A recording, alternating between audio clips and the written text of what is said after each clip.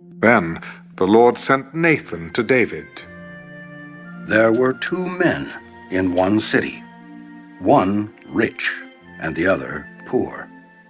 The rich man had exceedingly many flocks and herds, but the poor man had nothing except one little ewe lamb which he had bought and nourished. And it grew up together with him and with his children. It ate of his own food and drank from his own cup and lay in his bosom. And it was like a daughter to him. And a traveler came to the rich man, who refused to take from his own flock and from his own herd to prepare one for the wayfaring man who had come to him. But he took the poor man's lamb and prepared it for the man who had come to him. So David's anger was greatly aroused against the man.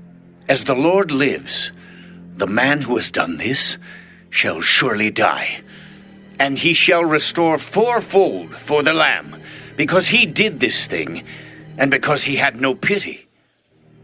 You are the man. Thus says the Lord God of Israel, I anointed you king over Israel, and I delivered you from the hand of Saul. I gave you your master's house and your master's wives into your keeping, and gave you the house of Israel and Judah. And if that had been too little, I also would have given you much more. Why have you despised the commandment of the Lord, to do evil in his sight? You have killed Uriah the Hittite with the sword. You have taken his wife to be your wife, and have killed him with the sword of the people of Ammon. Now, therefore, the sword shall never depart from your house, because you have despised me, and have taken the wife of Uriah the Hittite to be your wife. Thus says the Lord, Behold, I will raise up adversity against you from your own house. And I will take your wives before your eyes, and give them to your neighbor. And he shall lie with your wives in the sight of this sun, for you did it secretly. But I will do this thing before all Israel, before the sun.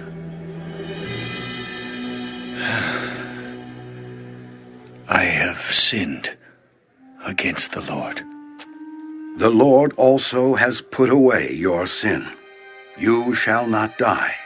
However, because by this deed you have given great occasion to the enemies of the Lord to blaspheme, the child also who was born to you shall surely die. Then Nathan departed to his house, and the Lord struck the child that Uriah's wife bore to David, and it became ill. David therefore pleaded with God for the child, and David fasted and went in and lay all night on the ground. So the elders of his house arose and went to him to raise him up from the ground. But he would not, nor did he eat food with them. Then on the 7th day it came to pass that the child died. And the servants of David were afraid to tell him that the child was dead. Indeed, while the child was alive, we spoke to him, and he would not heed our voice. How can we tell him that the child is dead? He may do some harm. When David saw that his servants were whispering, David perceived that the child was dead. Therefore David said to his servants, Is the child dead? He is dead. So David arose from the ground, washed and anointed himself, and changed his clothes, and he went into the house of the Lord and worshipped. Then he went to his own house. And when he requested, they set food before him, and he ate. Then his servants said to him, What is this that you have done? You fasted and wept for the child while he was alive, but when the child died, you arose and ate food. While the child was alive, I fasted and wept. For I said, who can tell whether the Lord will be gracious to me, that the child may live? But now he is dead. Why should I fast? Can I bring him back again? I shall go to him, but he shall not return to me. Then David comforted Bathsheba, his wife, and went in to her and lay with her. So she bore a son, and he called his name Solomon. Now the Lord loved him, and he sent word by the hand of Nathan the prophet.